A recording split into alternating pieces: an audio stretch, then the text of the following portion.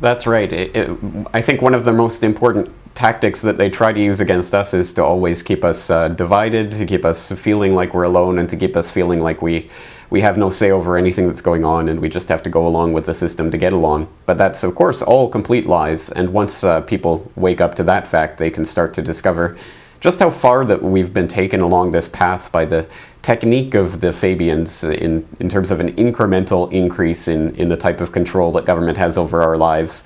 And all you have to do is go backwards in time, 80 or 90 years before there were driver's licenses, or you had to register your vehicle, or things like that. I mean, it's just such a daily part of our existence now that we don't even begin to question concepts like that. But what is it you're doing when you register your vehicle with the government?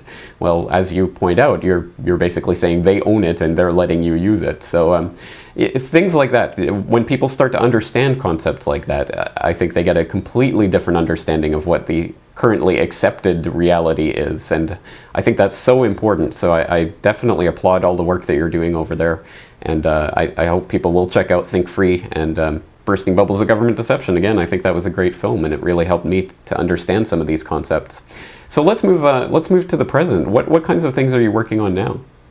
Well, yeah, to finalize with Think Free, essentially the direction we're going to go, I think, instead of trying to give people remedy through actual legal process, we're going to teach them about their rights, and we're going to develop Think Free into a site kind of like triviumeducation.com and make it more about thinking critically, thinking free, and combining the concepts of critical thinking that I've learned and my friends have learned over the last several months, and combining those with the legal knowledge that we have, so we can turn out a class of people that are not lawyers but law warriors. The other stuff I've been working on, doing some stuff with Richard Grove and Jan Irvin, it's been really prolific. We've got tragedyandhope.com, we've got the Tragedy and Hope community, which I invite all your listeners to check out. I'm going to make sure that there's a link available for a mass invite. If anybody wants to check out the Tragedy and Hope community, there should be an invite link wherever you find this interview, hopefully.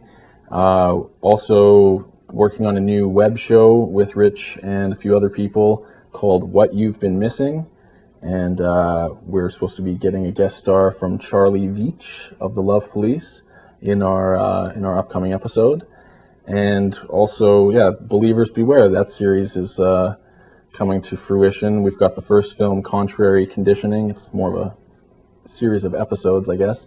And that's on the Trivium and the Lost Tools of Learning and the public education system. That series will be followed by Consumption Control, which will finally be released. That's about the health system, big pharma, food, and understanding how labels and all that stuff are used to trick you into eating poison, essentially.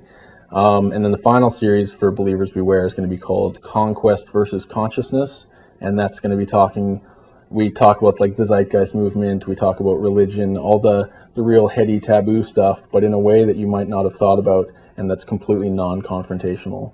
More, getting people to use critical thinking to wake up, and like you said, see past the divisions.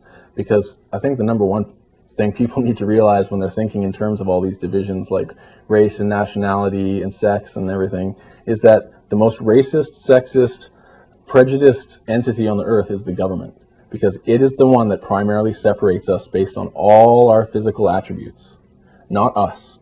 When we're a little kid and you see other kids, you see kids. When you're an adult and you haven't been programmed with all these isms, you usually see another human being first, and then your prejudices might come and take over.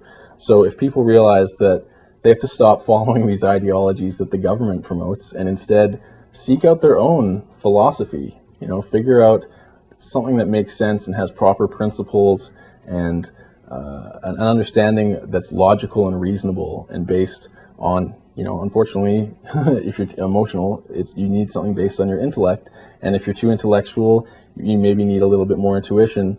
But the point is that you can find this balance, find this information, and share it in an effective way.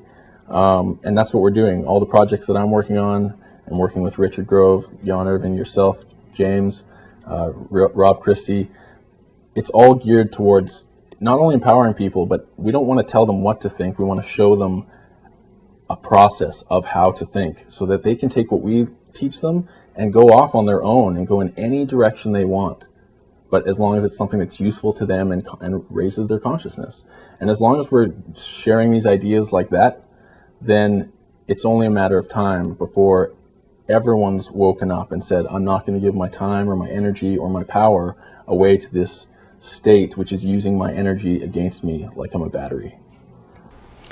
Right, exactly. Well, who can really dispute that? I mean, what's the downside of doing that and learning a process of coming to an understanding of a subject? I mean, what is the downside? There is none. So it's such an important process, and I think people really have to take it to heart. So I applaud all the work that you're doing, and you seem to be extremely prolific. Do you have any time to sleep, or you just stay awake 24 hours a day? Or?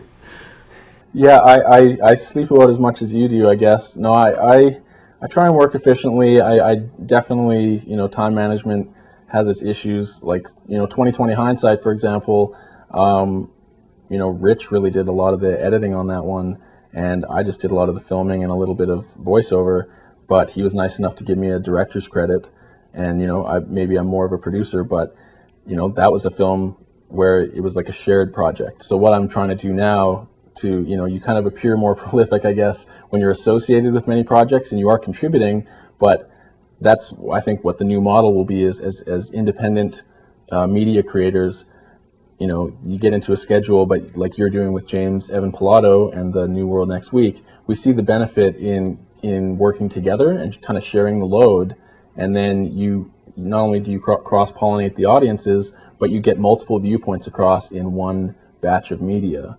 And I think that encourages other people to do the same.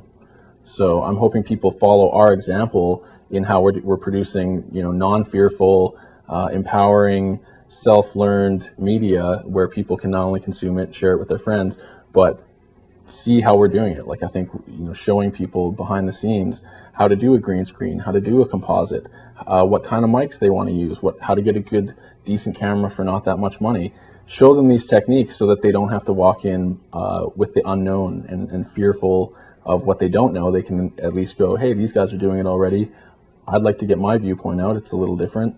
I'm gonna emulate their deal. And we might just work with those people as they come to become better at what they're doing, because that's what we're looking to do, is expand our consciousness and expand to not just like minds, but to people who don't think the same way, but want to learn. And that's it. It's just the curiosity. That's all I look for now when I'm trying to share information, is someone who's actually curious about what I have to say. Right, and we've been conditioned in so many ways to reject information before we ever hear it. So it is important to have that curiosity. And I can't stress how important it is that people do try to get involved in this. I mean, it's quite a ways to go from leaving comments on YouTube to making YouTube videos. But once you make that leap, leaving comments on YouTube doesn't seem like such an important task anymore, and you find better ways to use your time. So definitely, I think it's important that people start to get involved in this and add their voice to the mix. I don't care if you agree with me or disagree with me. I'd just prefer that you add your voice to that conversation. And absolutely, anyone who's teaching others how to get involved with this, I applaud that. So. Just so much exciting work that you're involved with, and it's exciting to be involved with Tragedy and Hope and What You've Been Missing and all of this exciting new media that's coming out. So Paul Verge, I guess we can direct people to divergentfilms.com and thinkfree.ca. Are there any other websites you'd like to get people to check out? Yeah, if they want to see Hijacking Humanity, you were kind enough to post the audio, they can check out the video for free actually at hijackinghumanity.com. Thinkfree.ca I'm pretty sure it has Bursting Bubbles and several other films there. Divergent Films has most of my work. My YouTube page, which I think you can find, it's youtube.com/Huskavarna. Maybe you should spell that for people. Huskavarna. Huskavarna, kind of like the chainsaw, but a little different. And Pharmaseed, if people are interested in trying some hemp-based and some tasty natural health products, not to because you are what you eat, and the better you eat, the better you think. That's the way I see it.